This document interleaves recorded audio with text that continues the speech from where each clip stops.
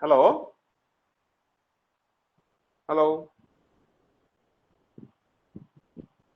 Hello, good morning, everyone. Rasha here. Morning.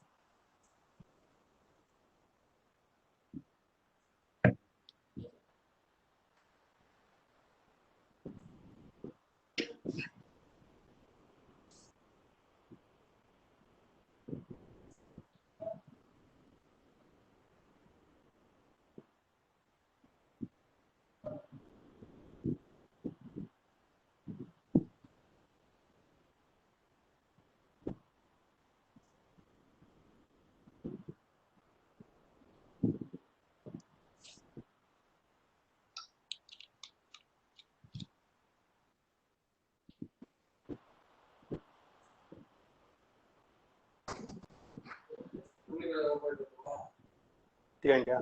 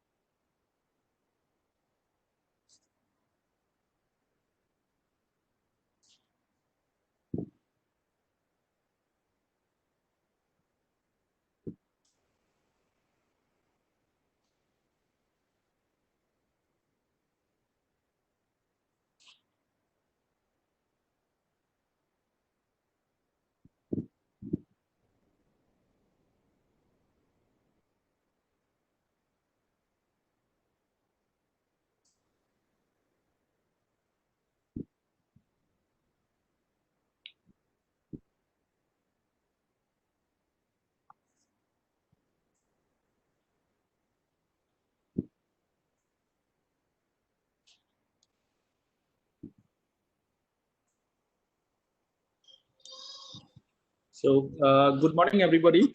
Um, we will just start in a moment. Any moment, the Honorable Minister is joining us.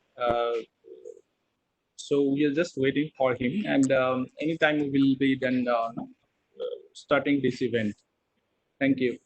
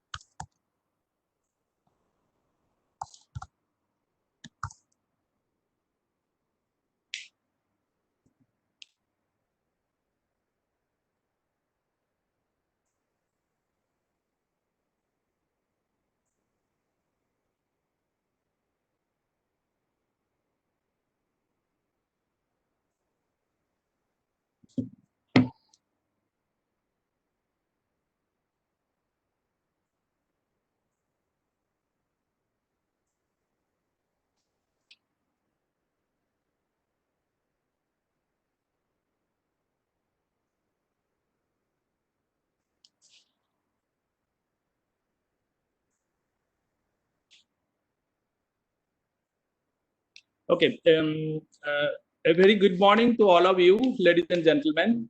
I am Sri Debajit Das from UNIDO. Warmly welcome you to this very important B3C Leaders Roundtable discussion, which is focused on the food processing industries towards building a Atmanirbhar Bharat. This roundtable is being organized by UNIDO in collaboration with Ministry of Food Processing Industries and United Nations India Business Forum, and in consultation with International Fund for Agricultural Development, which is shortly known as IFAD. The very objective of this roundtable is to empower the industries, especially the food processing industries and its stakeholders in undertaking unlockdown activities and building back the businesses. So we have a great lineup of expert panelists whom we will introduce in a short while. And we hope that we will be able to have a very interesting and fruitful discussion from this leaders roundtable. This morning, we are graced by the presence of Dr. Vijay Kumar Behra, who is the Joint Secretary, Economic Advisor to the Ministry of Food Processing Industries. And we are also waiting for the Honorable Minister of State, Ministry of Food Processing Industries, Sri Rameshwar Teliji. He would be joining us any moment.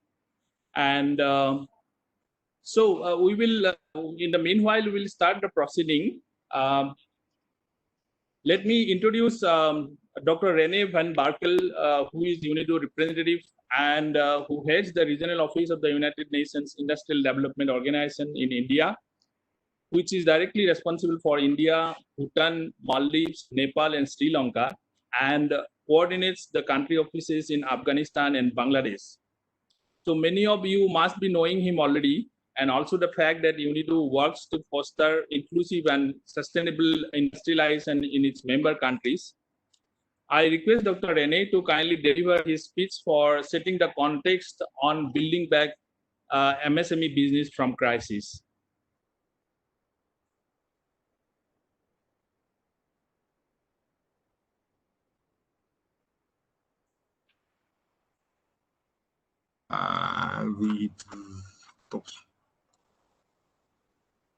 Am I audible now?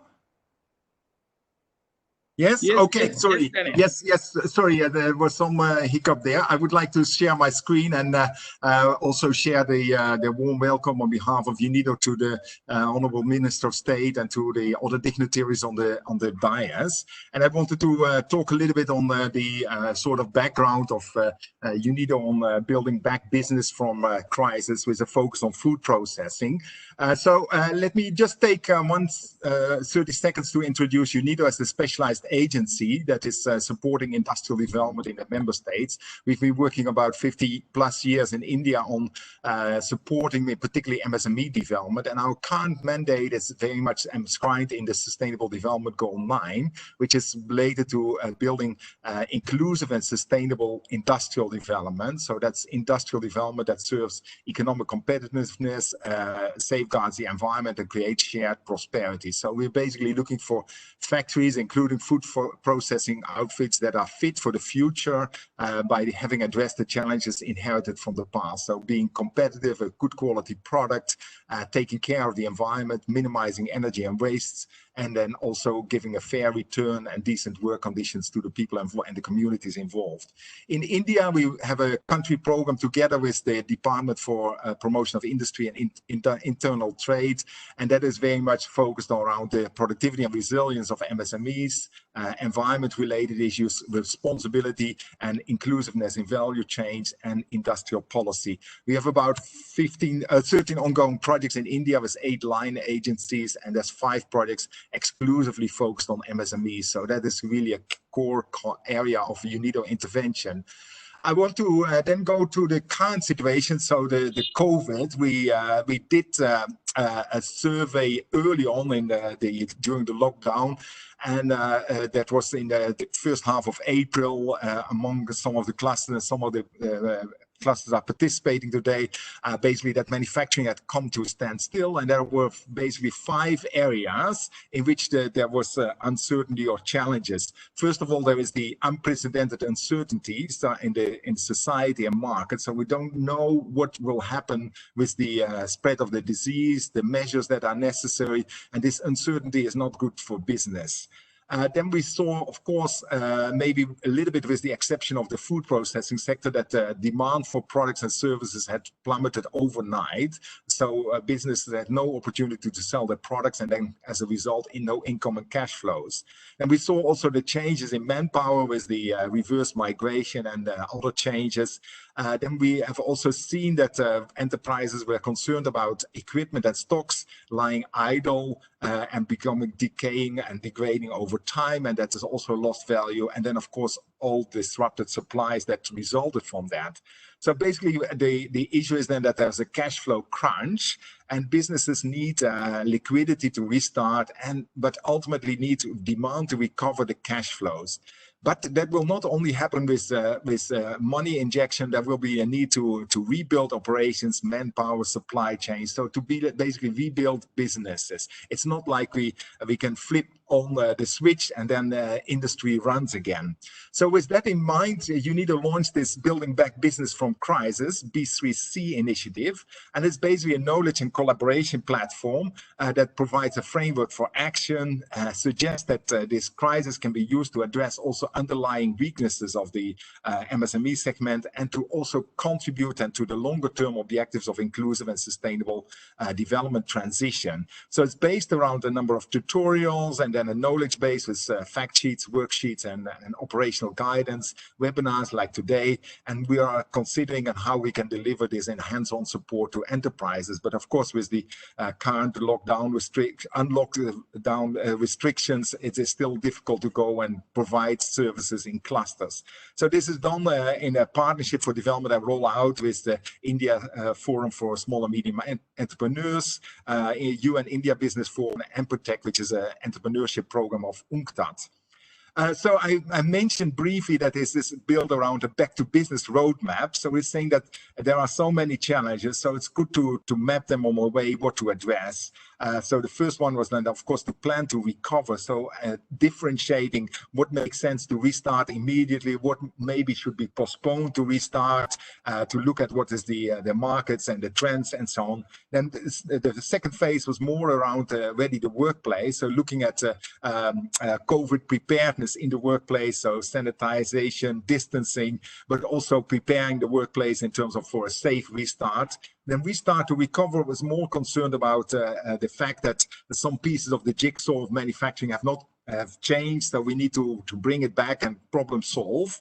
Then Revive for Growth is more what we would like to focus on today, that is looking for new opportunities where business growth can evolve. And then the fifth phase is more future-proof, so look at business continuity aspects.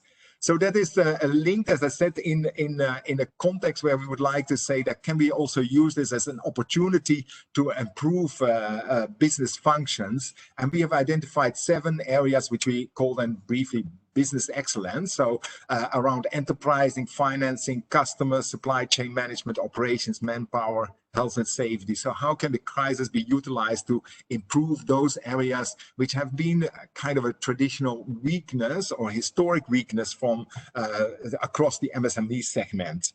So how does this look like? So on B3C MSME, you see this. There is tutorials. So that looks like this. It's like 6-7 minutes videos which explain then some of the main topics in terms of a video lecture plus infographics.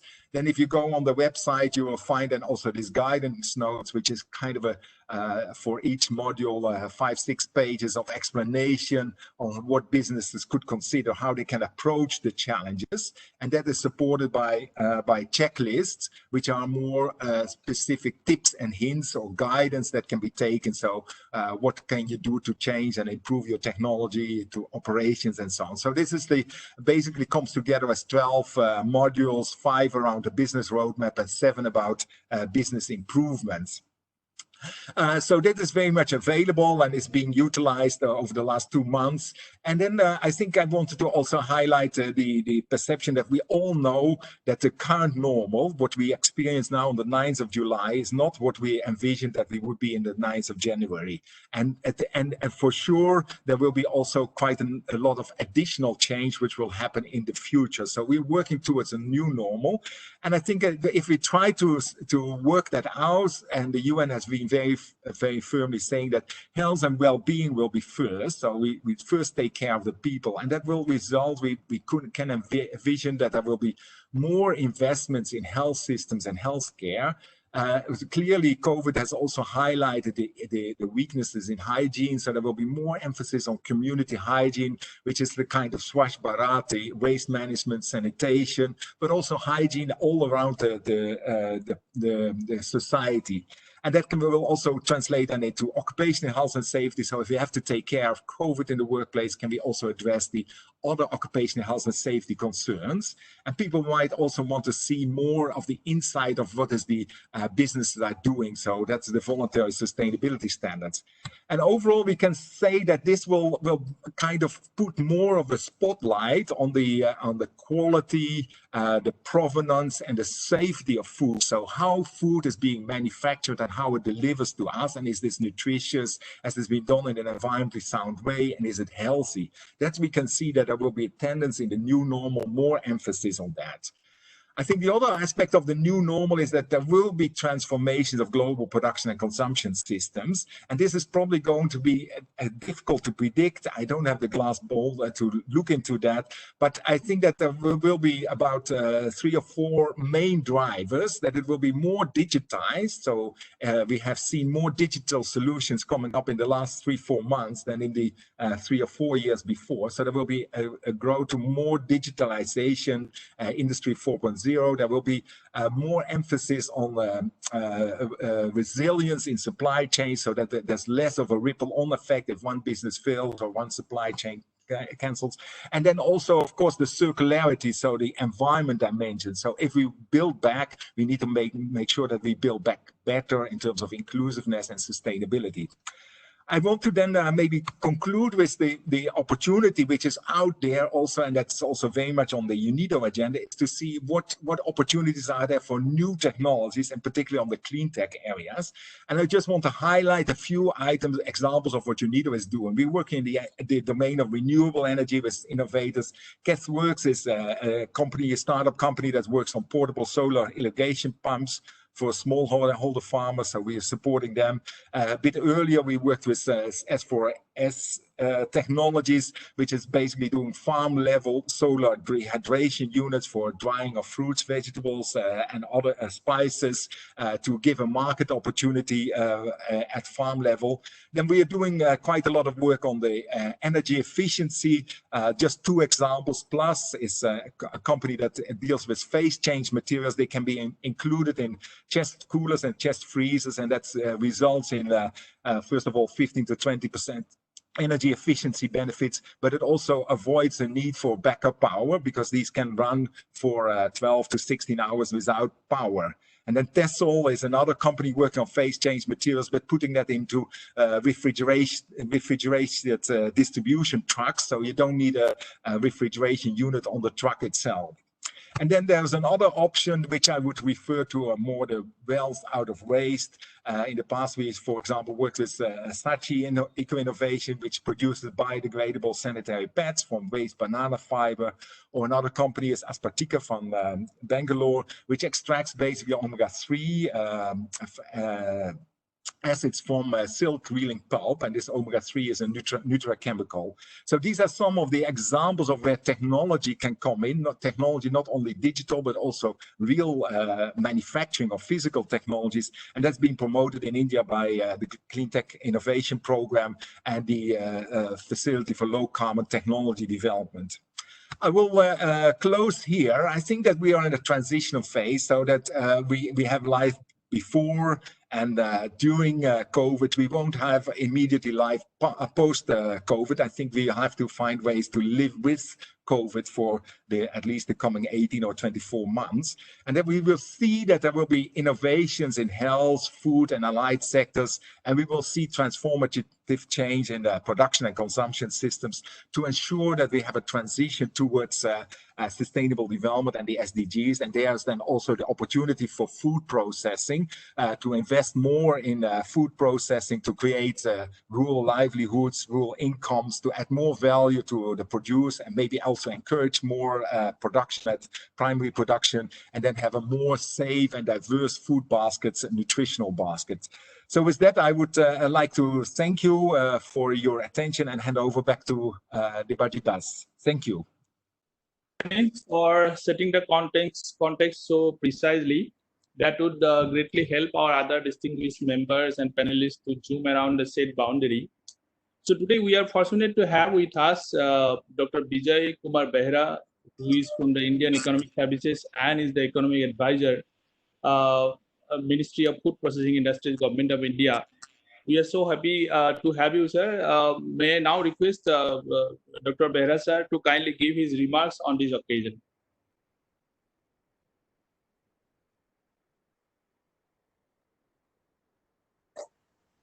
Good morning, all of you. Honorable Minister joined? Yes, sir, he has joined. Okay. Sir, namaskar. सभी को नमस्कार. Honorable Minister of State, Food Processing, and I hope our Additional Secretary Saab is also there.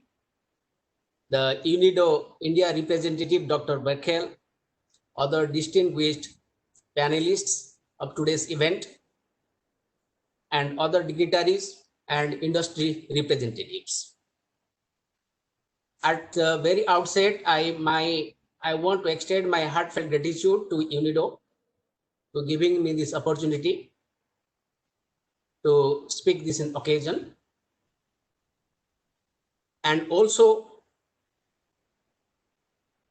my heartfelt thanks to the organization for organizing such event at this crisis-ridden situation. Whenever I'm joining this type of event, virtual event, online program, I always try to put before everybody one thing, and today also I'll do that though we are very far, we are so far, we are so near, and also we are so nearer. When I say we are far, we are physically far from each other. So when we say near, we are near to the problem, and when we are nearer to the solution. Our resolve for cooperatively, consistently, coordinately, and with confidently to resolve the crisis and come out with flying colors. This COVID-19 driven crisis, as has already been rightly pointed out the first speaker, Dr. Beckel, and also from the day one, our Honorable Prime Minister also has been emphasizing every now and then that every crisis gives not only challenges but many opportunities to exploit for new avenues, new opportunities to fulfill the dreams and aspirations of the people, not to be at all put a backstep in any manner. So when the whole world is fighting corona and the economy is shrinking, but our confidence level has not. Rather, it is redoubled due to the encouragement, due to the leadership, due to the path showing formulas, steps, measures by leaders like you all here and at the country and world level too. So when we also look at India's position, India is not an exception to it. Basically,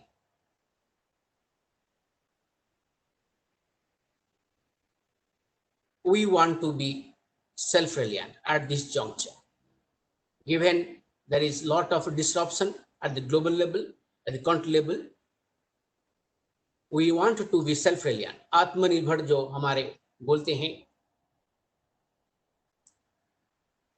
and that context has already been set by our Honorable Prime Minister with announcement of a very ambitious special economic package called Atmanirbhar Bharat or Self-Reliant India, which is around 25 lakh crores of rupees. And we can see very much the context that UNIDO has set here, building back business from crisis, B3C. Just quoting, referring our Prime Minister's visionary steps to exploit opportunities, how we can put this, instead of calling building business back from the crisis, I should put it in a different way to describe how we are exploiting the opportunities, creating the opportunities. That what I want to say is, bury the bottlenecks or the barriers to business and flatten Corona. Really so, when the whole world is fighting against Corona, trying to flatten the curve of Corona, we are proactively doing both the things. While trying to flatten the curve of Corona, we are also trying to sharpen the curve of the growth, generating enough momentum for growth. For that, our ANB package, that is the Atmanirbhar Bharat or Self-Reliant India Bharat package, has come to our aid. And we will be working in association and in close and equal partnership with UNIDO for self-sustaining, inclusive industrial growth, and particularly with reference to food processing sector. We are happy that UNIDO is very much actively, proactively pursuing these things, and the way they are pursuing today and having this event with this distinguished panelists, those who will be giving us very meaningful solution to the novel problems that we are going to face and have already faced. That will be very enriching to the government and the people, and particularly the manufacturing of the food sector in particular. Now, when I say about the food processing sector in India in particular, our sector is dominated by very small micro units.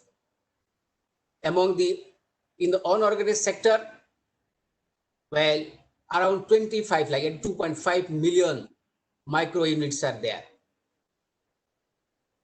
40,000 registered in organized sector are there, and again those 40,000, almost all, very few are large, and almost all are small and medium sized.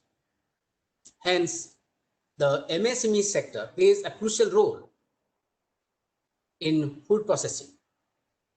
That need not be overemphasized here, everybody know. And the crisis has been definitely a major challenge to these units, smalls. They are very small, and that is why in this Atmanirbhar Bharat package or the self-reliant India economic package, our Prime Minister, Finance Minister, they have all have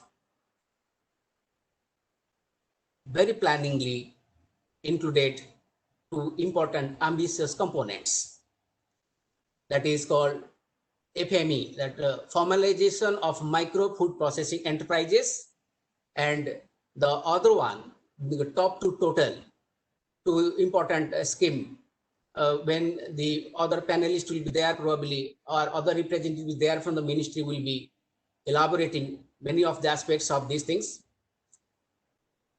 But simply I can give the hints here. Here is the FME, which will strengthen the backbone of the micro food processors, 25 lakh in number, and we are going to directly support 2 lakh of them. And the budget is 10,000 crore. That is the central share, and there is also equal. There is also a contribution from the state side. Huge investment is going to make for the strengthening of these micro segments of the food processors, which will be serving a great link to the main supply chain, medium and large, so that whatever dependence we have, even a little on import, even that also can be reduced. Rather, we can go for more and more exports. And the opportunity, then let me tell the NAB package first. The other immediate problem that our farmers and processors are also facing is about the movement of the raw material. And for that, most of you may be knowing about our Operation Greens scheme, under which we give a special financial assistance to 3 sensitive crops, that is potato, onion, and tomato. That scheme has 2 components: certain price stabilization measure as well as long-term value chain development. Many times these 2-3 crops creates havoc in economy and political scenario for many reasons.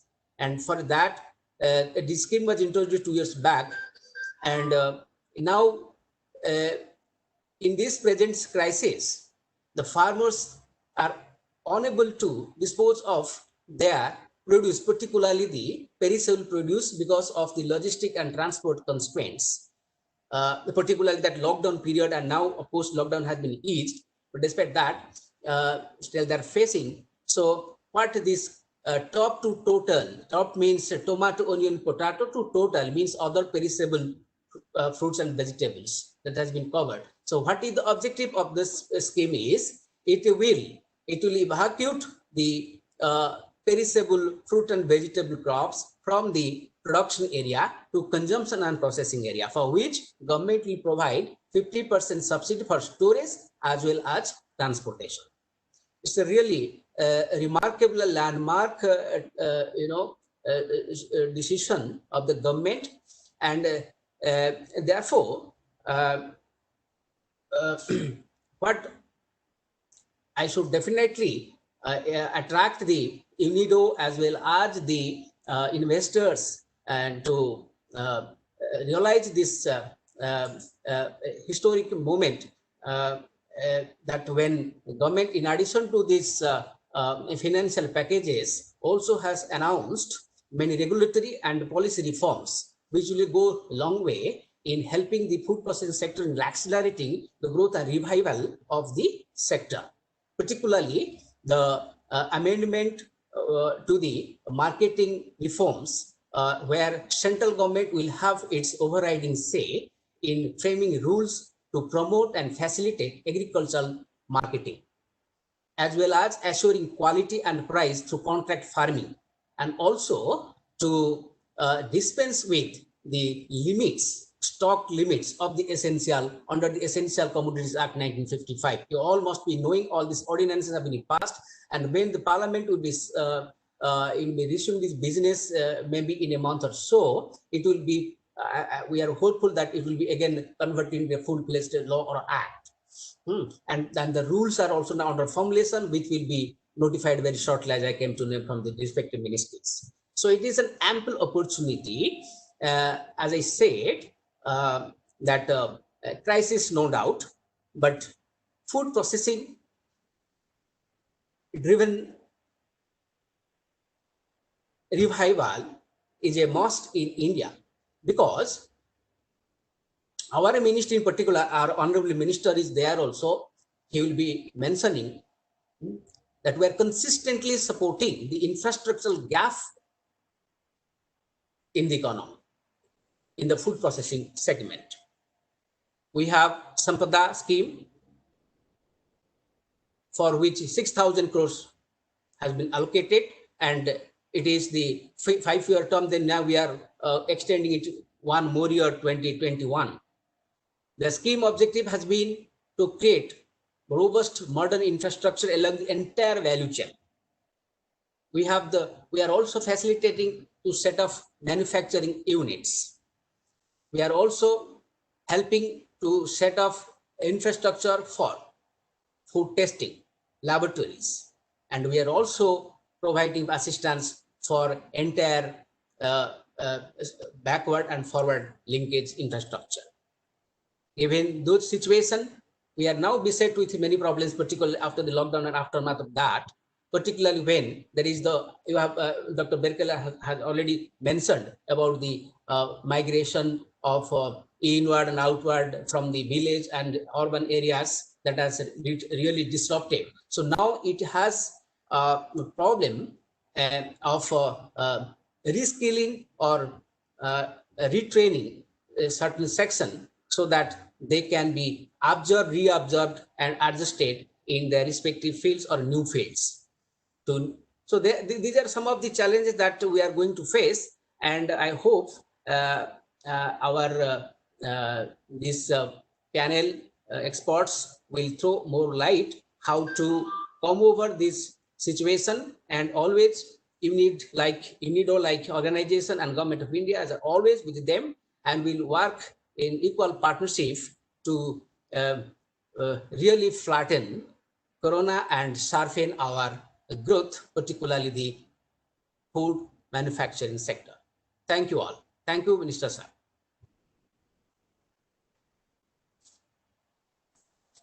We are very sure that the insights that you have provided will go a long way in inspiring and making the Indian food processing industries self-reliant. तो अब हमारे सौभाग्य है कि आज हमारे बीच माननीय श्री रामेश्वर तेली जी, राज्य मंत्री खाद्य प्रसंस्करण उद्योग मंत्रालय भारत सरकार से हमारे बीच में उपस्थित हैं। आप लोकसभा के डिब्रूगढ़ असम कॉन्स्टिट्यूंसी से मेंबर ऑफ पार्लियामेंट है, और खाद्य प्रसंस्करण उद्योगों को एक नया दिशा देने में निरंतर काम कर रहे हैं। तो मैं माननीय श्री रामेश्वर तेली जी से अनुरोध करूंगा, कृपया अपना बहुमूल्य भाषण देके हमारा ऑडियंसेस और पार्टिसिपेंट्स को इंस्पायर करें। Thank you.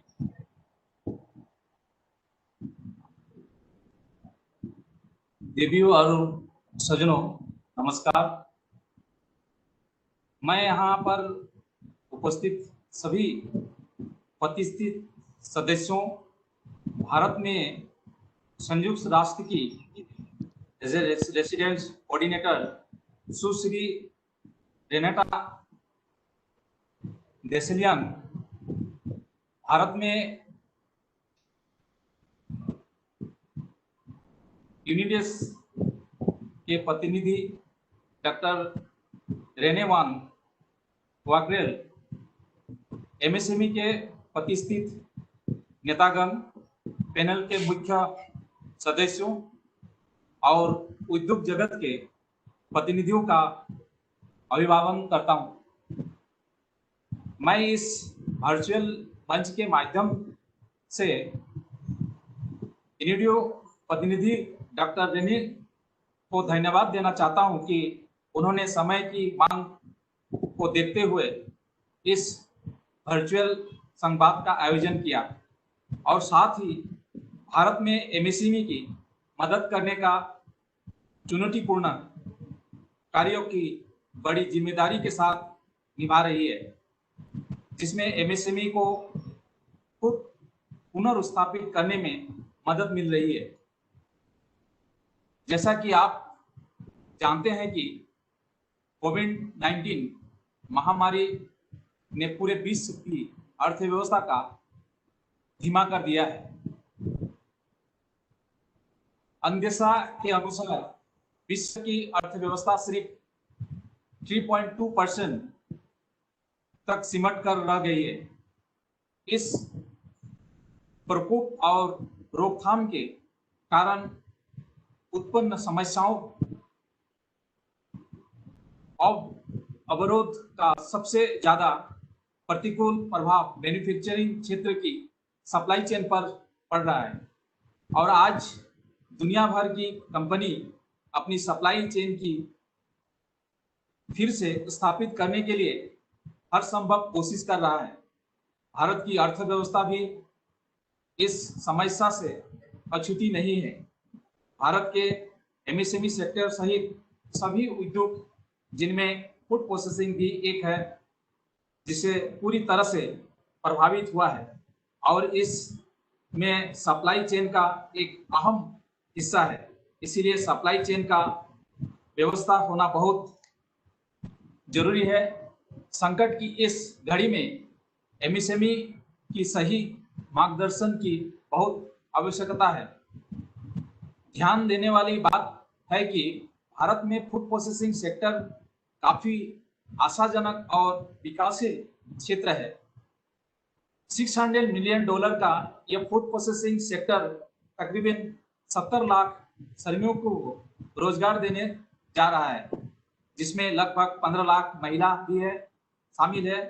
यही नहीं, इसमें किसी उपज के आर्थिक मूल्यों का आंकलन करने की अत्यधिक क्षमता और इस प्रकार इसमें वर्ष 2022 तक किसानों की आय को दुगुना करने की राष्ट्रीय एजेंडा के लक्ष्य को पार कर लेने की भी क्षमता है। Ministry of food processing industry ने हाल ही में एक टास्क फोर्स का गठन किया है, जो इस क्षेत्र में कार्य करने वाले एमएसएमई को समस्या और चुनौतियों को दूर करने के लिए मदद करेगी। हमारी सरकार उद्योगी, खासकर फूड प्रोसेसिंग एमएसएमई के पुनर्निर्माण और विकास के लिए प्रतिबद्ध है और साथ ही हमारे माननीय प्रधानमंत्री और वित्त मंत्री द्वारा हाल ही में घोषित किए गए आत्मनिर्भर भारत पैकेज और आर्थिक प्रोत्साहन का एक हिस्सा है। लॉकडाउन के कारण उद्योगों का नुकसान हुआ है, लेकिन हमें विश्वास है कि आने वाले वर्ष में और आर्थिक रोजगार प्रदान करने में हम सक्षम होंगे। देवी और सज्जनों, कोविड-19 ने ग्लोबल मैन्युफैक्चरिंग सिस्टम की कमजोरियों को उजागर किया है और इसका मुंह तोड़ जवाब देने के लिए कंपनियों का सप्लाई चेन पर मालिक रूप से पुनः विचार करने की आवश्यकता है। मुझे भारतीय कंपनी के लिए एक बड़ा अवसर भी दिखाई दे रहा है और भारत में एक नए मैन्युफैक्चरिंग सेंटर की स्थापना के लिए प्रोत्साहित करता हूं कि वह अंतर्राष्ट्रीय मुद्रा और निवेश का आकर्षित करे, क्योंकि कई अंतर्राष्ट्रीय निर्माता अभी भारत में अपने व्यापार और एफडीआई के बारे में विचार कर रही है। मुझे इस बात की बहुत खुशी है कि उद्योग की अपनी सप्लाई चेन मजबूत करने के और व्यापार को फिर से शुरू करने में मदद करने के लिए यूनिडो ने अपनी सहयोगों की मदद से नॉलेज पोर्टल, जिसका नाम है B3C building block business from rice ने तैयार किया है, जिसके राइस के द्वारा व्यवसाय को पुनर्जीवित किया जा सके और उसके उभारा जा सके। मुझे बताया गया है कि इनिडो के B3C के सहयोग से इंडस्ट्री का बहुत ही पॉजिटिव रेस्पॉन्स आ रहा है और यह प्लेटफॉर्म बहुत ही स्ट्रेटेजिक एडवाइस के द्वारा MSME को पोस्ट लॉकडाउन में मदद कर रहा है और आगे बढ़ने की भी तैयारी कर रही है। इनिडो का MSME productivity improvement and innovation के क्षेत्र में योगदान सराहनीय है। MSME क्लस्टर जैसे फूड प्रोसेसिंग, टेक्सटाइल और एग्रोवेस्ट MSME आदि क्षेत्रों में इनिडो का energy efficiency and resource efficiency को लेकर योगदान सराहनीय है। हमारा मंत्रालय इनिडो इंडिया के कंट्री प्रोग्राम में सहयोग करने के लिए उत्साहित है।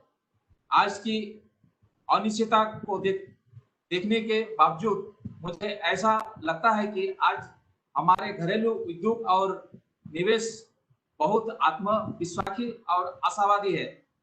देवियों और सजनों, मेरा यह मानना है कि वर्तमान सदी एशिया की सदी है। आप लोगों की मेरी यह सलाह है कि यदि आप चाहते हैं कि यह सदी आपकी सदी हो तो भारत को अपना केंद्र बनाएं। इसके लिए यहाँ उपस्थित आप सभी लोग को आमंत्रित करता हूं। आप सभी भारत की सफलता कहानी का हिस्सा बने और यह भारत अब तक का सबसे अच्छा समय है और यह समय मेक इन इंडिया के लिए भी बेहतर है। धन्यवाद। जय Hind.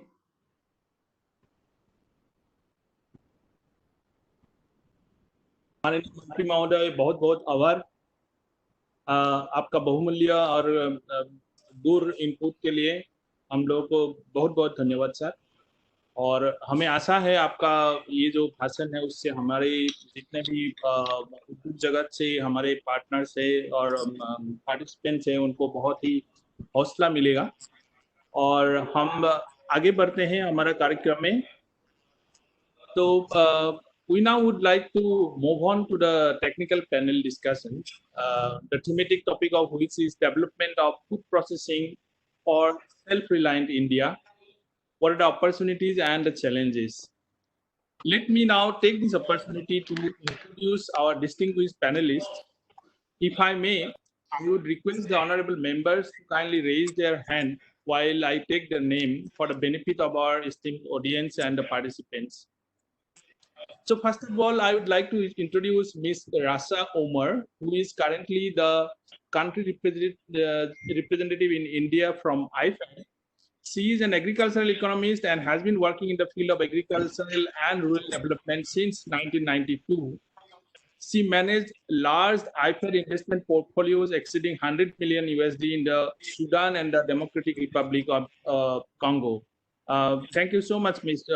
Omar, for your presence in this roundtable discussion. We then would like to introduce Mr. Manoj Joshi, who is the Additional Secretary from the Ministry of Food Processing Industries. He is also a kind of pioneer official from the Government of India, who is steering for the upliftment of these food processing industries. Our third panelist is Mr. Khalid Khan, who is the head of procurement and supply chain from ITC Limited in their agribusiness division. Mr. Khalid is an experienced business professional with a demonstrated history of working in the consumer goods industry and fast-moving consumer goods. Welcome, Mr. Khan. So I'll go to Mr. Mihir Mohanta, who is the General Manager of Procurement in the Mother Dairy, Fruits and Vegetable Division. Mr. Mohanta has worked for more than 28 years in the sourcing and supply chain function in the agri-food industry. On his current profile, he is working directly with farmers across the 20 states of India. Thank you for your participation in the event, Mr. Mohanta. Mr. Atul Mehra, who is our next panelist, is the promoter, chairman, and managing director of Tasty Dairy. Mr. Mehra is a mechanical engineer from HBTI Kanpur and vice chairman at State Council of CII. He is a member of Indian Packaging Institute and ex-president of Rotary Club of Kanpur Industrial. So welcome, Mr. Mehra, for today's discussion. We then have our two very distinguished industrial representatives from the MSME sector. The first name I would take is Mr. S. Sarbanaraj, who is the ex-secretary from the Arni Taluk Paddy and Rice Merchant Association, which belongs to the Vellore Rice Mill cluster. He also is the owner of Sarbana Modern Rice Mill at Vellore. He is a very loved person by the rice millers, who is very popular, who works untiringly for the welfare of the rice mill industries. Our last panelist who I would welcome is Mr. Nalin Khemani. He is the chairman of Bharatiya Chai Parishad, and he is the director of Ranglal Tea Industries, Assam Tea Processing Cluster. He is instrumental in promoting cleaner technologies among the tea producers. So with this distinguished set of panelists, I think we can be very hopeful that today we'll going to have a very good and interesting discussion. I request Dr. Rene van Barkel to kindly moderate the discussion. Yeah, thank you very much, Debajit, for the introduction. And I would like to take the opportunity on behalf of UNIDO to thank the Minister of State, Rameshwar Telly, to address us. Even though you might appreciate my Hindi is not yet good enough, but I got some feedback on some points you highlighted on supply chain management, on looking at the income, the opportunities, food and related issues. So I think that we are very much on the same line, that we would like to see the food processing sector grow, and that's also contribute to the rural development, to the improvement of the nutrition and the health and well-being of the country as a whole. So thank you very much, Minister. We understand that you might have to leave, so feel free if you need to attend to other business to leave us. Thank you very much for your contribution.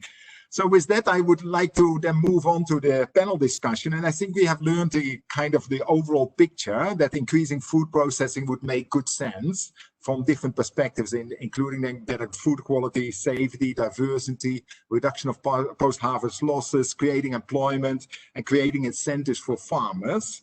And one might say that this picture is maybe not completely new to the COVID situation. It was there a year ago as well. But maybe on the other hand, the COVID situation has emphasized or reiterated the importance of some of the points which are there. So we see with a kind of exacerbated the weaknesses which were there. So there seems to be a greater awareness on hygiene and infection prevention and control, and there is also, as was referred also by the Joint Secretary, there is the skills migration. So we have a net inflow of skills in some of the rural areas. So what can we do with this opportunity? So the situation has changed, even though the fundamentals are not too different. So, but we can look at the unlocking of the opportunity. I'm really joined by a panel that covers different food value chain players. And I would like to start the discussion a bit from the consumer and the market and retail end. So the larger companies which have a brand exposure, and then move on to the smaller, and then I'll ask also my colleague Rashma Omar to respond more from the agricultural development, because ultimately the agriculture will have to provide a produce that is the input to the food processing. Panelists, I would like to ask to limit the introduction to 3-4 minutes, and then we have some time for discussion after that. And I would like to encourage the participants to use the Q&A function on the WebEx to put also forward some questions. So let me start with the larger brand owners and brand end of the value chain, ITC, Mother Dairy and Tasty Dairy. So may I ask you basically the two questions of what do you see as the main opportunities for expanding food processing, And what is the priorities of your company as a buyer of food ingredients or agricultural produce towards your suppliers in terms of the MSMEs as well as the farmers or the primary producers in terms of quality work conditions and so on. So maybe what is the opportunities? What do you expect from your suppliers? So may I start with Mr. Khalid Khan, Head of Procurement and Supply Chain from ITC Limited, the agribusiness division. So Mr. Khan, please. Good morning, everyone. First of all, I would like to thank UNIDO for giving this opportunity to ITC to be representing the food processing industry in this forum. Honorable Minister of State, Shri Rameshwar Telji, Namaskar. Distinguished guests, my fellow panelists, and huge audience. The last I saw was 69. Thank you everyone for attending this webinar. To start with, I would like to say a few words on what is the importance of the food processing industry and why it is so important for India. It is important for India because Indian economy is primarily agrarian. And if there is one industry which provides a very vital linkage and synergy between agriculture and industry is this food processing sector. With the kind of agri-produce that India is producing every year, whether it is in terms of the grains, cereals, pulses, the plantation crops, as well as other opportunities like aquaculture, etc. It is the scope is enormous. And the food processing industry has a multidimensional impact on the economy. It helps to reduce the massive agri-produce wastage, to encourage the sustainable agriculture, enabling value creation to the manufacture of packaged food. It generates employment opportunities. It enables the driving of the investment, and it also manages the supply side in the food inflation. So the entire economy actually thrives on the success of the food processing industry. Currently, if we see the food processing industry, it accounts for around 32% of the India's food market. Around 12% share of the employment is there in the domestic food industry. And it accounts for around 2% of the total FDI inflows in India. If we talk about the size, why it is very important is it was valued at around 2.6 lakh crores a couple of years back in 2018, and it is expected to reach around 5.5 to 6 lakh crores by 2024, and expanding at a healthy growth of 12% CAGR during the next 5 years. Coming to the current scenario, I would like to start with a very famous quote of John F. Kennedy. If you look at the word crisis, when it is written in Chinese, it is composed of two characters. One represents the danger and the other represents the opportunity. So for the food processing industry, as a part of that, we have seen a complete shift that has taken place in the business paradigm, but at the same time, it has brought in a humongous opportunity with the shift in managing the same and how to manage it differently. There lies the opportunity. It can be rightly said that the coronavirus crisis has dramatically amplified our VUCA world. When I say VUCA, I represent volatility, uncertainty, complexity, and ambiguity, which was always there in the food processing sector. But at the same time, because of COVID, it has got amplified. Coming to the specific question which has been given to us is on account of that what are the main challenges that and the opportunities that we see for expanding the food processing. The first and the foremost challenge is how to restrict the food wastage, which has been identified as equivalent to 90,000 crores by Niti Aayog. And if I look at some other statistics, it is to the tune of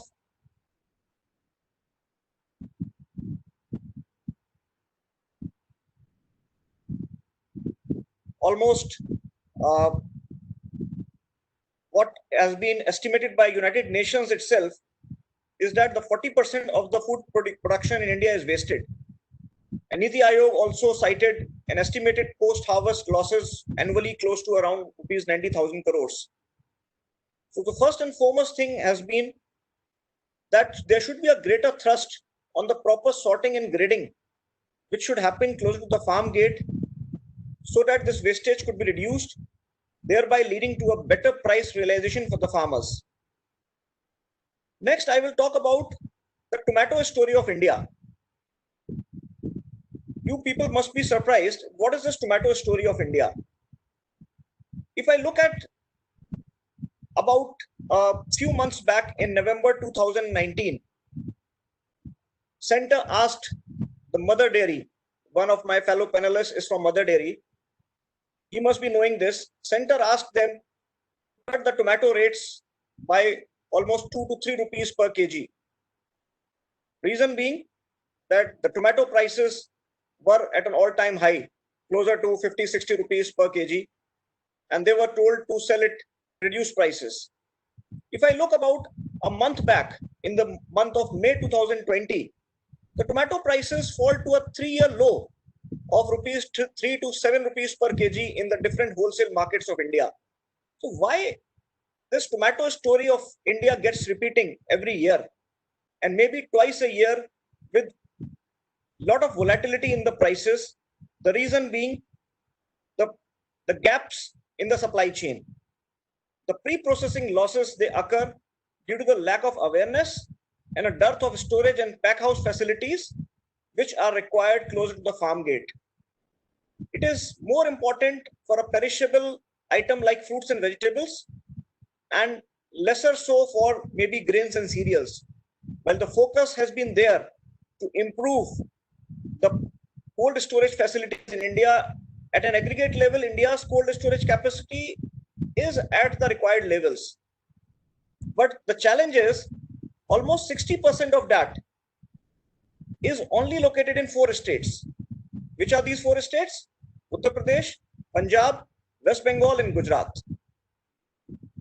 Meaning thereby, while there may be a possibility of restricting the losses, the pre-processing losses in these 4 states, the other states are left to the mercy of the supply-demand scenario, and thereby resulting into the repetition of the tomato story of India. So what is required is, Niti Aayog has already given a lot of directions in this respect. The upgradation of 22,000 rural hearts into Grameen agriculture markets was announced a couple of years back in the 2018-19 budget. A preliminary survey has revealed that closer to 70% of these rural hearts are owned by the local bodies, like the rural local bodies of the Gram Panchayats. We need to bring in social entrepreneurs of the private sector to develop these markets into modern centers for aggregating and sorting produce, which may be considered through appropriate public-private partnership models. One such step has been taken by ITC as well in the state of Uttar Pradesh, in a location called Varanasi, where we have set up a perishable cargo center with the help of Concor, the Container Corporation of India, and there we are buying directly from the farmers fruits and vegetables, and the farmers of Varanasi have been able to export their produce up to Dubai with the help of the Container Corporation of India using the multimodal transportation. So more such perishable cargo centers is the need of the hour, so that the farmers are able to bring their produce, sell to the private players. With the help of the PPP model, the pre-processing losses can be reduced and the farmer's income can be doubled, which is the dream of our Honorable Prime Minister as well. There is also a need for farmer training and extension.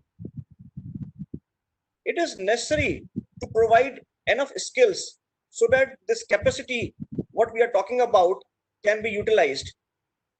Backward linkages to farmers needs to be made more robust.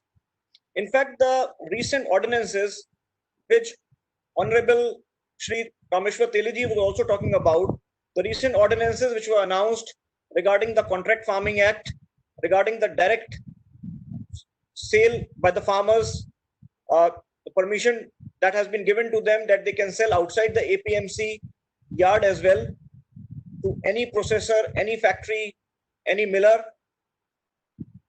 That will go a long way in ensuring that the farmer income as well as the food processing losses that happen in the value chain can be minimized.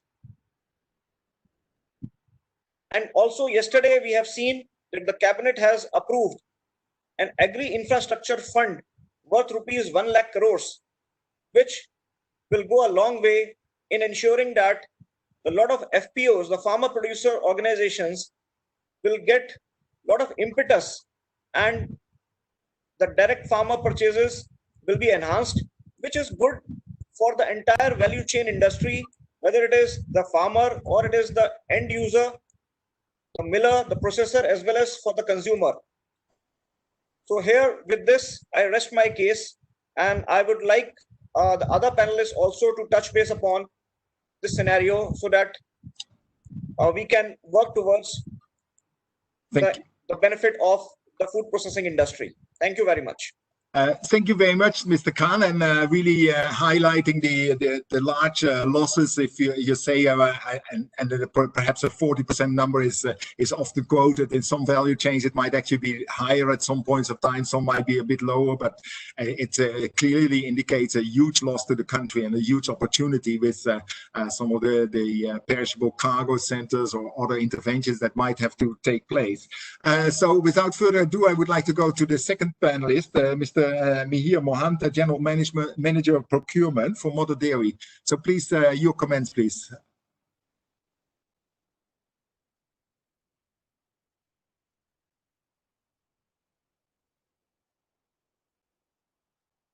To all. Audible, sir? Yes, perfect. Thank you. See, currently my career had been in the supply chain business, and I had always been linking farmers with the industry. Started with Pepsi, then Aditya Birla Retail, and as well as NDD with Dhara project. Now, currently, what I am handling is fruits and vegetable supply chain. This is for both processing as well as the retail fresh markets. I'll restrict my examples and talk to this in particular sector so that there's a clarity as to why there are issues around this sector. Now, fruits and vegetables, both fruits and vegetables are growing at the rate of about 5% cumulative per annum since 2001. However, our processing capacity that we have is just around 2% of what we produce is what we have the capacity for processing. Year on year, the CAGR fruits and vegetable growth is high. But the key issue here is we Indians are used to take fruits and vegetables in raw form. We are not used to take these in processed form. So one of the key issue is here that during lean and flush season, we are shortfall, like my ITC fellow panel you was pointing out on tomato. So our raw consumption is very high, but we are averse to taking processed puree, tomato puree as alternative to the raw tomato. That's one. Now, this industry comprises of small sectors like pulp. Pulp is one which is about 2,000 crore, and which is 80% of the pulp is largely the mango. And within that mango, all there's a totapuri is the largest. Then you have frozen IQF, which is largely the peas, green peas. Then there's a potato chips industry and dehydrated onion industries. Now, if you look at the total sectors, these are not very big in size. Like industry-wise, there are small industries which are about 60, 65 in each sector. Except for the potato chips, where you have PepsiCo as a large player. PepsiCo and ITC as large players. Other sectors are dominated by small players for the processing part. Now, if you look at the key challenges, now there are supply side challenges, there are demand side challenges also. On the supply side, sustained availability of raw material is a key issue. Now, if you look at either any of these industries, like say for pulp industries, mango pulp, maximum it will be 60, 70 days, or at best it can go up to 90 days window for processing. Now, so the capacity utilization of these plants are somewhere around 30, 35%. So that's how the viability of industry is a question and comes under question. Second is the surplus or mango surplus. It comes to the industry only after the uses of the retail market. So if the retail market is unable to consume, unable to take all the available material, it becomes surplus. So if in a year the availability is lower, retail market itself absorbs large part of it. So thereby the price shoot up. When the prices shoot up, you are actually not competitive in international market. And as I said earlier, Indian consumption habits are not processed food. So 50% of our markets are in pulp, particularly are in the export market. So in exports, if you are not competitive, then you actually cannot expand your market. Now, there are other issues like seasonal gluts. A large part of our fruit processing industries are dependent on seasonal gluts. 1 or 2 years, every 3 years, post 3 years, you find 1 year where you have very, very excess of mango or say excess of onion or tomato. During these period, it becomes viable for industry to process. But however, the next 2-3 years, it is actually not viable. Now, the key issue or challenge has been that we have never planned for processing related raw material development. So our scale up availability is much more lower than what is actually should be. And then it has never been planned to expand the window. If my window is availability of raw material window is about 70 days or 90 days, can I take it to 120 days? Like one example I'll quote.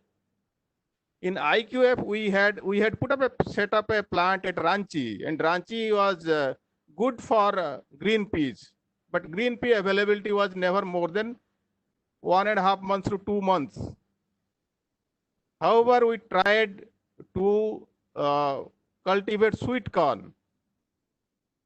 So we created it after taking several trials with the tribals across season, across locations. Now we are in a position to stabilize it now.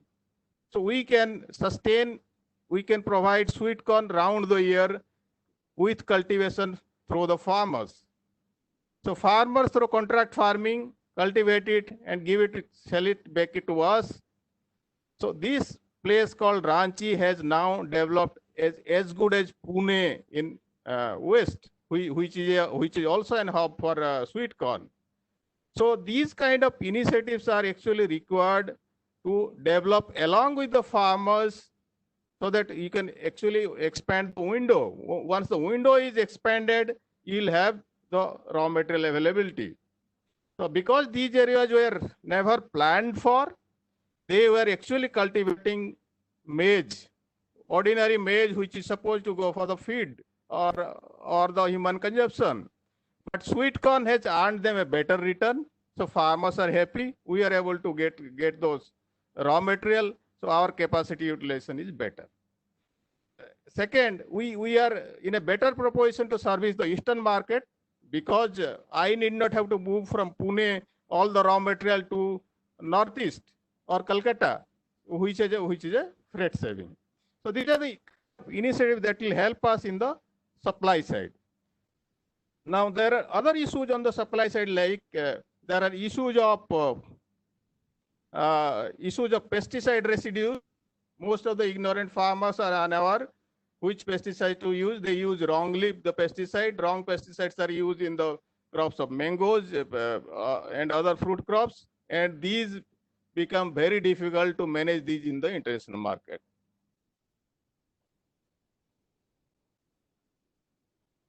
Like problems of carbondism has been there, where Indian products gets rejected.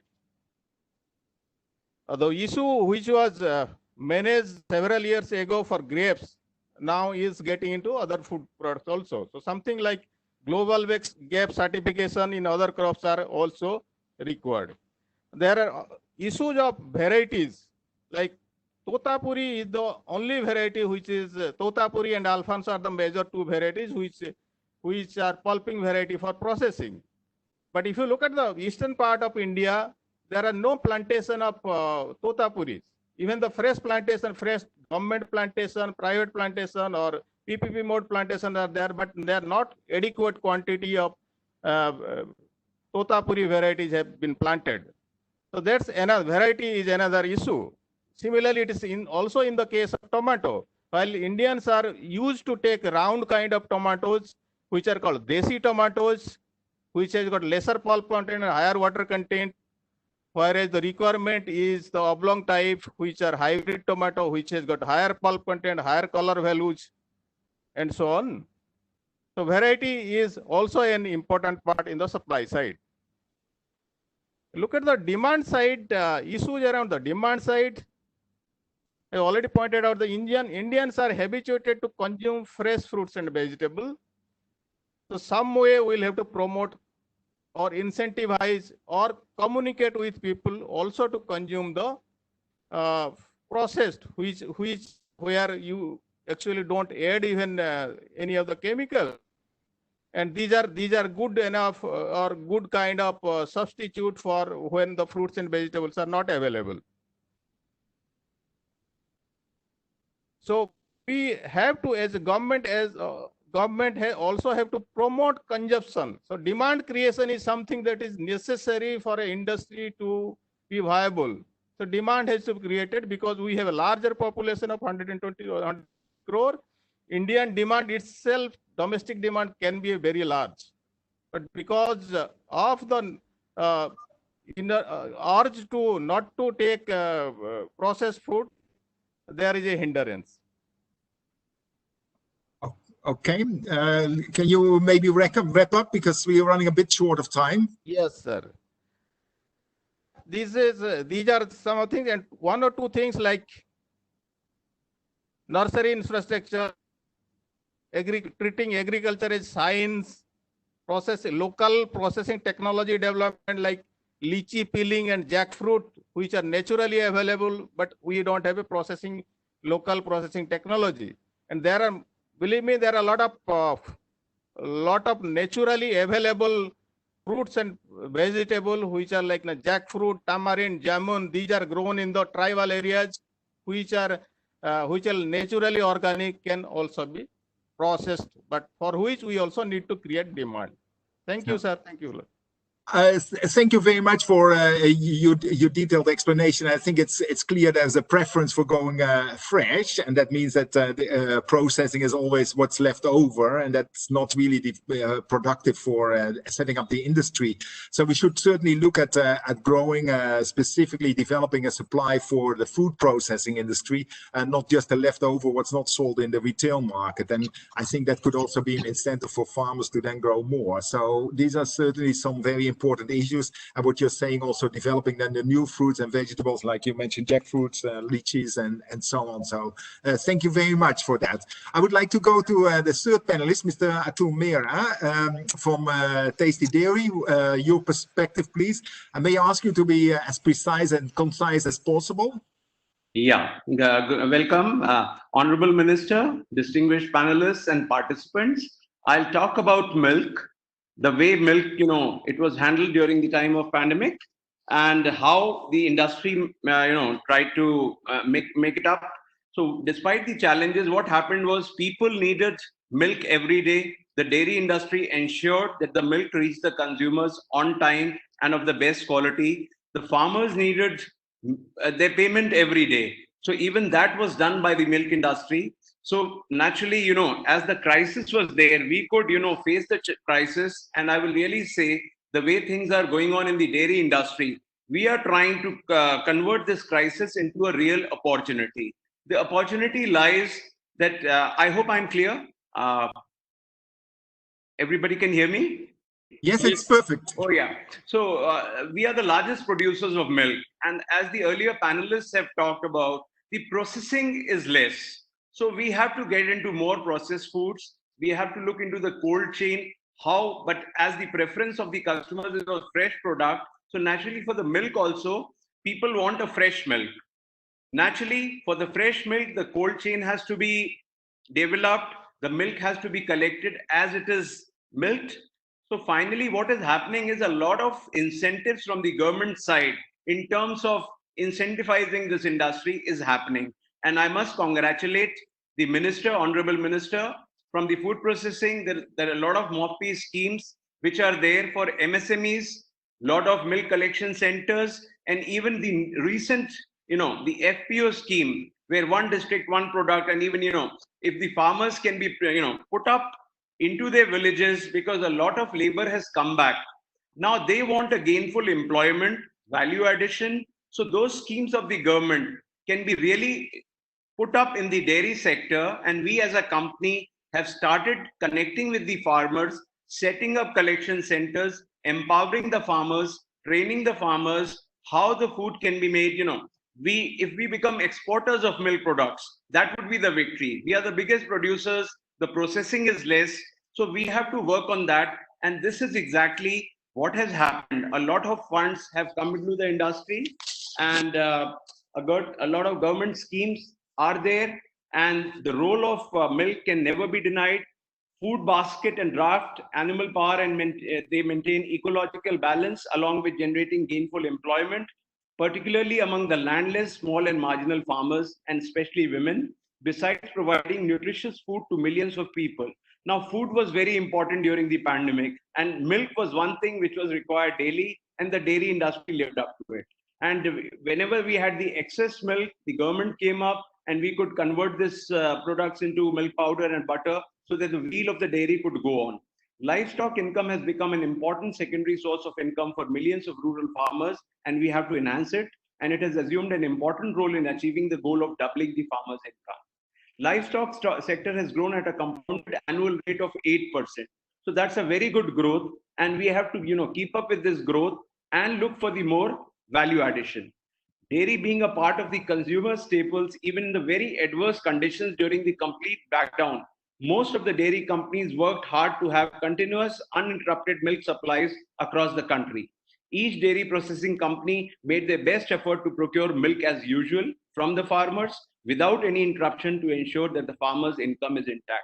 So I feel dairy industry, I'll cut it short, dairy industry played a very vital role, and we see a very important role for the rural development in times to come with dairy. What with the government schemes so encouraging all this, I think a lot is going to happen in the dairy sector, and all the participants who are there, I'll invite them to be a part of the dairy development. There are various schemes from the government. There are various value-added products. Of course, a few sectors are affected right now, especially the HoReCa segment, hotels, restaurants.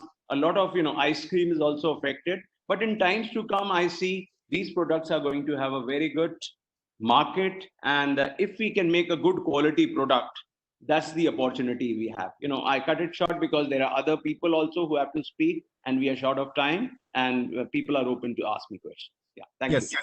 Thank you very much, Mr. Mira. And indeed, I should pay a tribute to the fact that you managed to provide milk products, dairy products during the lockdown in quite challenging situations. And indeed, dairy is perhaps one of the sectors which is already developed. We, as UNIDO, we also work with the dairy sector in different states on energy efficiency and efficiency measures, innovations to actually improve the dairy sector. So that is very much appreciated. So thank you very much for your contribution. In the interest of time, I go straight away to some of our the smaller industry representatives on the panel, and I would like to ask them a little bit on a reality check on how MSMEs in the different clusters have, from their perspective, been able to operate during the lockdown, and also now what you see moving forward. What are the challenges and the opportunities? And I would like to start with Mr. Saravaranai. Sorry, the names are difficult to pronounce. He's the secretary of the Rice Merchants Association from the Vellore rice milling cluster. Mr. Please go ahead. Yeah. Good morning, sir. Good morning. First, I would like to thank UNIDO, Mr. Reni sir and Debajit sir, and very good morning to our Honorable Minister of State, sir, and Honorable Joint Secretaries and my panelists. First of all, I would like to thank on behalf of our Vellore Rice Mill Cluster for this very rare and hectic situation. State and central governments are given very good opportunities to serve the society by giving the rice without any scarcity in the market. So throughout India, and especially from Tamil Nadu, the Karnataka and Andhra paddies are available very easily. So first of all, I would like to thank you. In this lockdown period, actually we have some critical situations because of the in terms of transportation.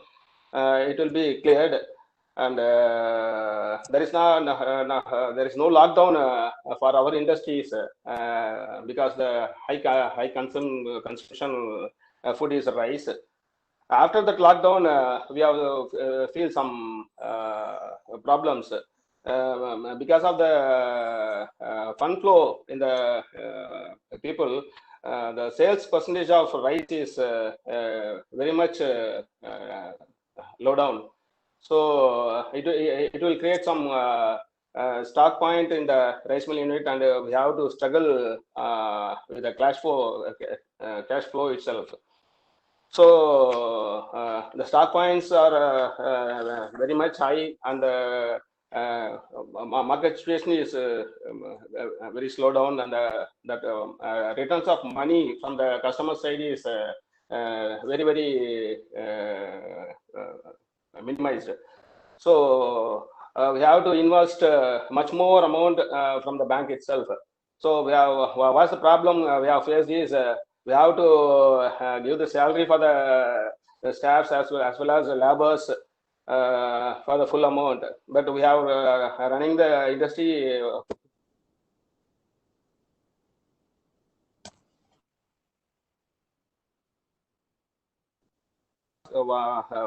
first requirement is it's very easy to our industry the bank interest to be minimized to 5% or some more, because this is also a agri-oriented business. So it will be the first obligation from our side. And second one is last April 2020 in Niti Aayog, our ministers told that the coming monsoon is very much good, and overall country as well as Andhra and Karnataka and Tamil Nadu, both three states are full of rainwater. So the monsoon is good, and the upcoming season is very much good. So we have to get ready for that November, December season.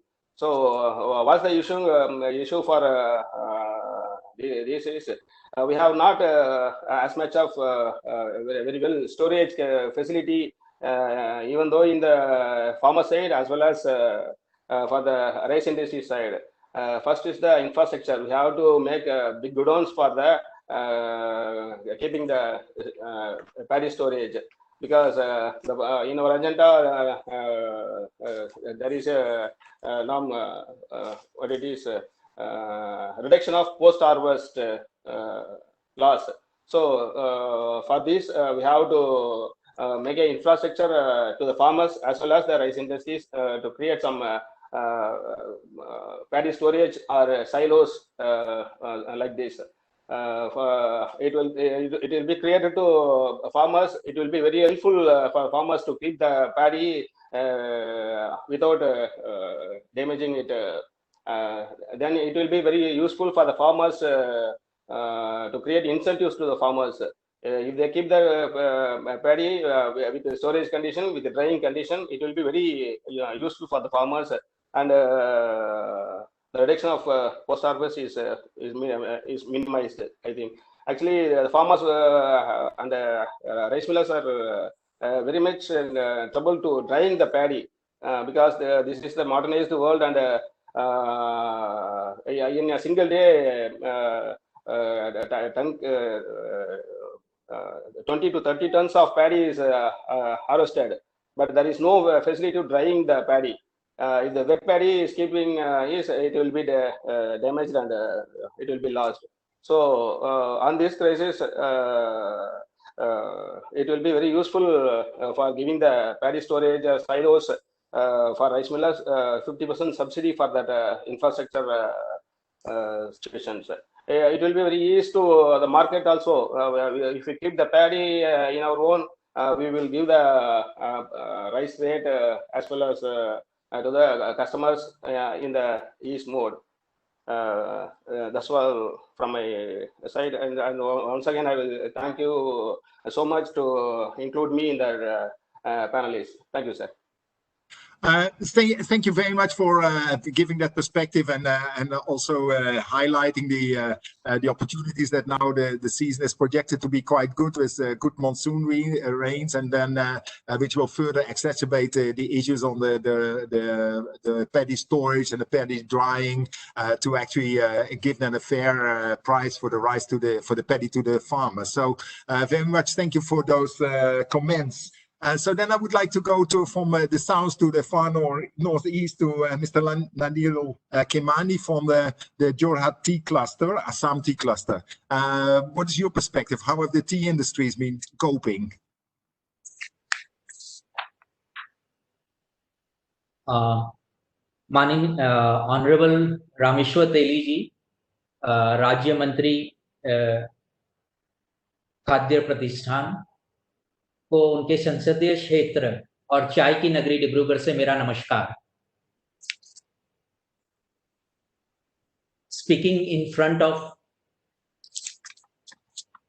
such luminaries and being the youngest, I must confess I had learned a lot today.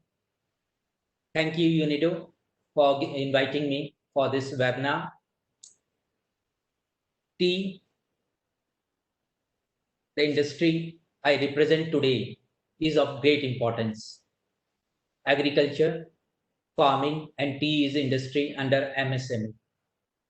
Am I audible? Yes, perfectly fine. Yeah. It is the largest consumed beverage in the world after water, as a social and mood booster drink. But in COVID context, besides innumerable curative, preventive health properties, it is proved to be an immunity booster, antiviral and antibacterial. Yesterday, our Union Health Minister had also tweeted its immunity booster properties of tea, how it can help in preventing COVID. Tea industry is the largest employer in the organized sector in Assam and Northeast states, which includes more than half of the women force. So tea occupies a special place. Tea industry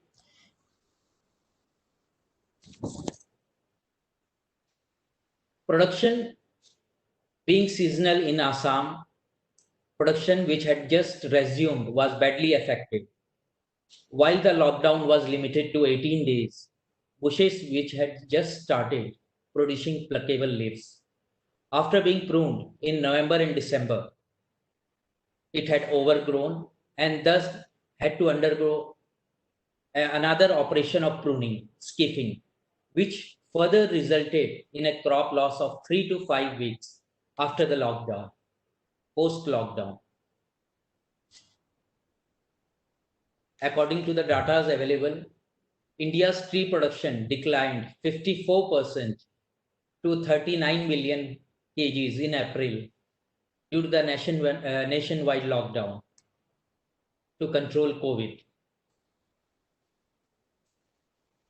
Being the labor-intensive industry with large working labor force, immediate work culture was modified.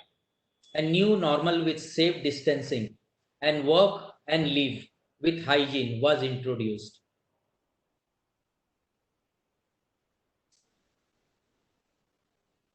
But tea industry is experiencing low traffic on sales and movement of goods, which in turn is having an adverse effect on market operations and cash flow for tea productions.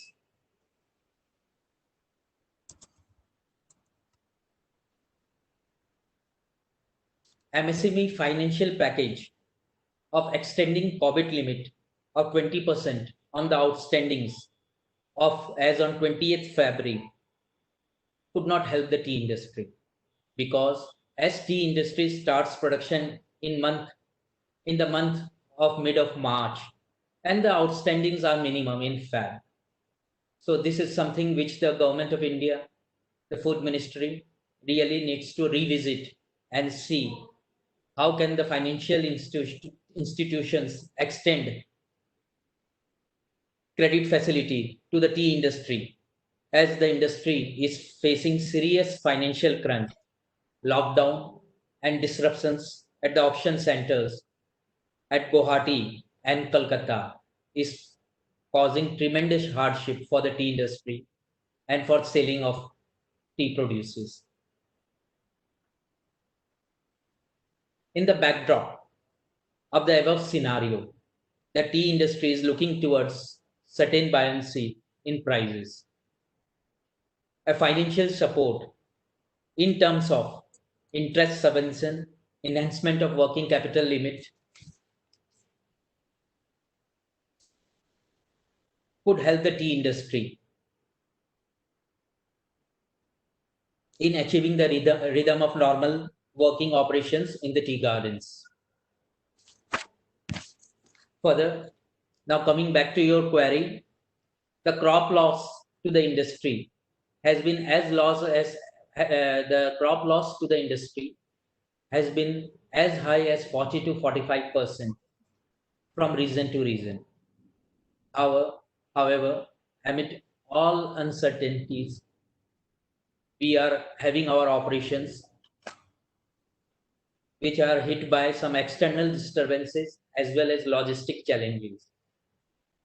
And we are dependent on the sale of our produces onto the auction system. But due to lockdown being extended in some of the areas like Guwahati, Calcutta, the sales are being disrupted, which in turn are affecting the cash flow.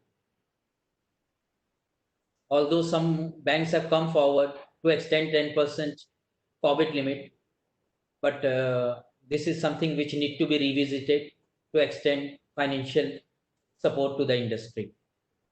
Further, as far as production, productivity, and the quality is concerned, since lockdown, the tea industry has been having an adverse weather condition. So the quality and production are directly linked to weather. So this is another challenge which is being faced by the tea industry. But still, we are optimistic that the internal demand for the tea is increasing post-COVID because of the observations made by certain agencies that it helps in curing the disease. So we feel that in the days to come, the prices should go up, and gradually the production should pick up, and the tea industry could return to normalcy. Thank you. Thank you, Mr. Kimani, and don't be worried about being the youngest. We need the young people to take the industry forward, and thank you for making these very pertinent observations on one side on the crop losses which have happened, the current disruptions of the auction system still happening, and also highlighting that this putting one deadline of the 29th of February for as a reference point is affecting different industries in a different way. And in your case, you were at the end of the close down or about to start up, so there was very little outstanding there. So thank you very much for sharing these perspectives.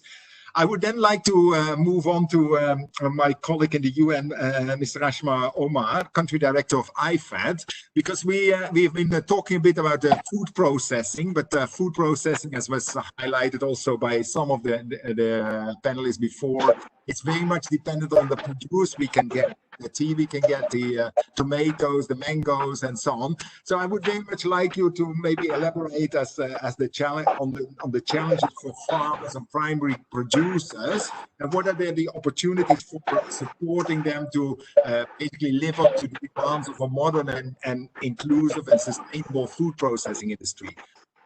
Floor is yours. Thank you.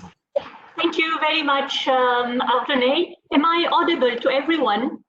Yes, it's fine. Yes. Excellent. Excellent. Thank you. So thank you very much, Rene, for the introduction. And I would also like to greet Honorable Minister of State of the Ministry of Food Processing Industries, as well as Additional Secretary of the Ministry, all UNIDO colleagues, and the distinguished panelists and guests. So I believe I will be echoing some of the issues that my predecessors have raised. And perhaps as an opening remark, I just wanted to stress on something that Mr. Khan had mentioned in his speech about the investments and the growth of the food processing industries. I would like to add that a recent report of the International Food Policy Research Institute has basically demonstrated how investing in food processing industries, from processing to trade to distribution, transport, and so forth, is as effective in reducing poverty as the investing in agricultural sector. So the sector also makes a lot of sense, not only from a economic growth perspective, but also in terms of impact on poverty reduction.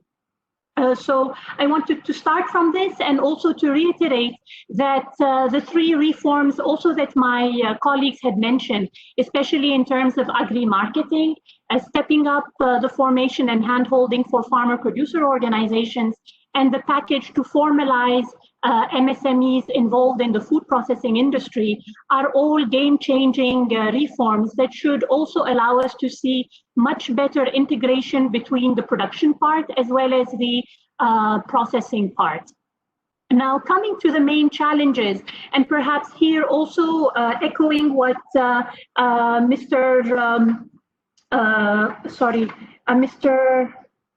Mohanty, I believe our colleagues from ITC had mentioned about the, favoring the fresh market compared to the processing market. But from the point of view of the farmers, what we see is that processing industries have very high quality and produce-specific demand. And I'll give you an example. So, for example, we have been supporting producer groups to fatten the goats up to a certain level that is required by the industry, but what the industry was going to buy was just the tenderloin part. This is not sufficient for the producer to make a good return on their investment just by selling this tenderloin part. So they have to look at the whole produce and be able to market the tenderloin part plus the rest of the carcass. And this basically puts a lot of emphasis on producers to come together and to have a collective action when they are dealing with processors. Because they know that processors will not be buying the full produce, but perhaps just part with certain quality criteria, and they need to be able to sell the rest in different markets. The second is what our colleagues from the tea cluster in Assam had mentioned. What happens when natural disasters or unforeseen circumstances strike and the farmers are not able to sell their produce to the processors or buyers? So these losses, basically, what we have seen, our farmers need to develop coping strategies for these by taking insurance products and diversifying the insurance products that are available to them, as well as diversifying their production system. We have seen that although being vertically integrated in the value chain can gain better returns to farmers, they also need to continue to maintain a diversified and integrated production system. Now, coming to the what kind of enabling measures could be looked at. So one of the issues that we have done in other countries in particular, for example, Nepal or Sri Lanka, is to promote multi-stakeholder platforms.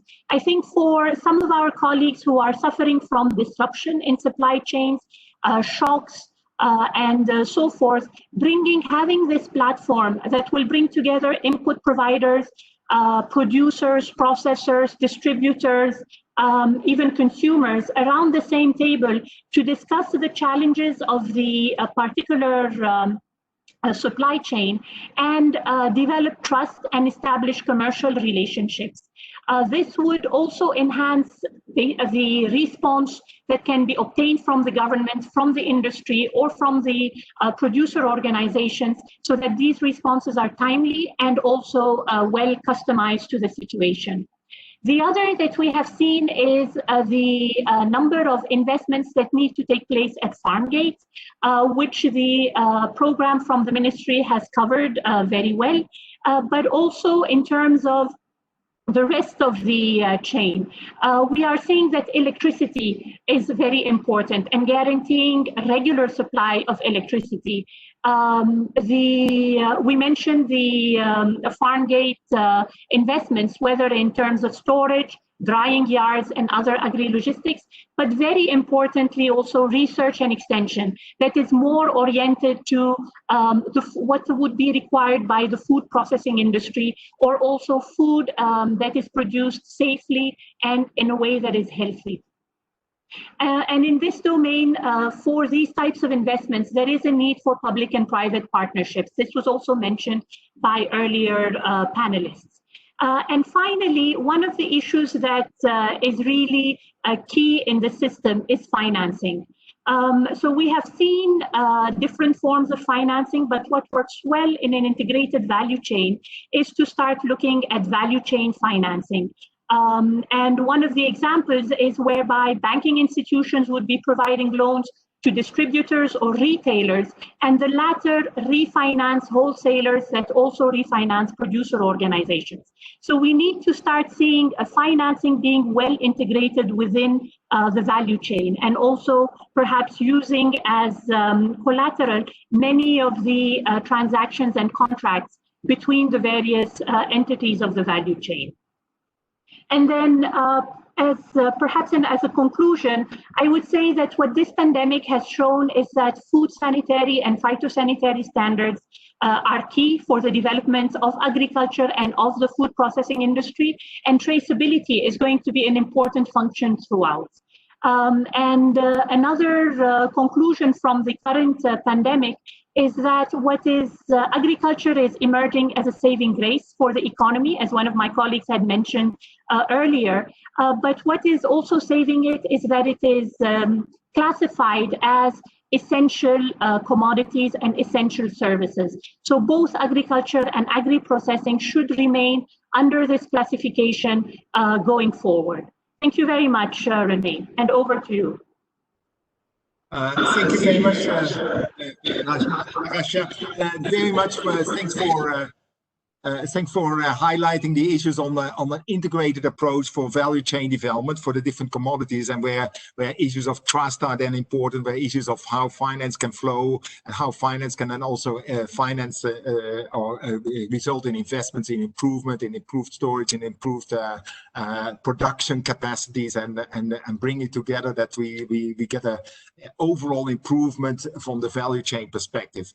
I mean, unfortunately, we are quite a bit behind schedule, so I don't have much opportunity to go into the questions and answers. So I would rather maybe keep it here to allow also the minister and other senior people to go on with the day's business. I think there's consensus, and that food processing is one of the potential areas, together with agribusiness, that could be a relatively quick win or recovery opportunity, and certainly it looks like the weather for once is going to be favorable for a quick recovery, but it will require also greater collaboration and value chain management, as Rasha has pointed out, and also then the investments coordinated, and looking also at specific issues of tea sector, of rice sector, having their specific issues.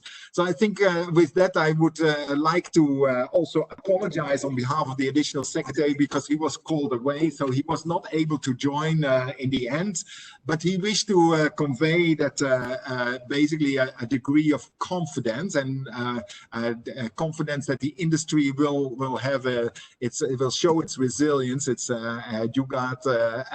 ability to respond to the crisis, and also the commitment, which was also echoed by the minister, to help out on the industries to recover better and build back better from this current crisis.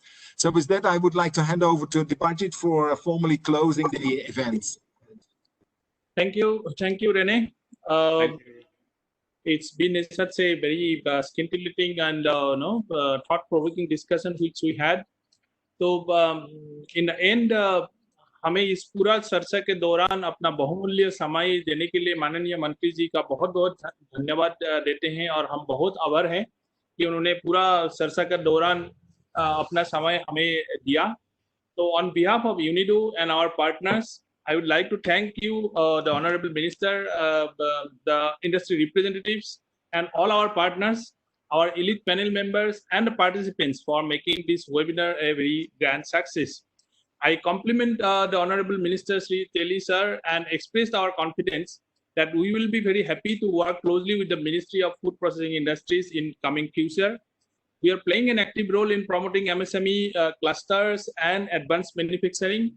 This complements very well with our practical work to improve productivity and innovation in MSME clusters such as food processing industries like textile, foundry, agro-based MSMEs.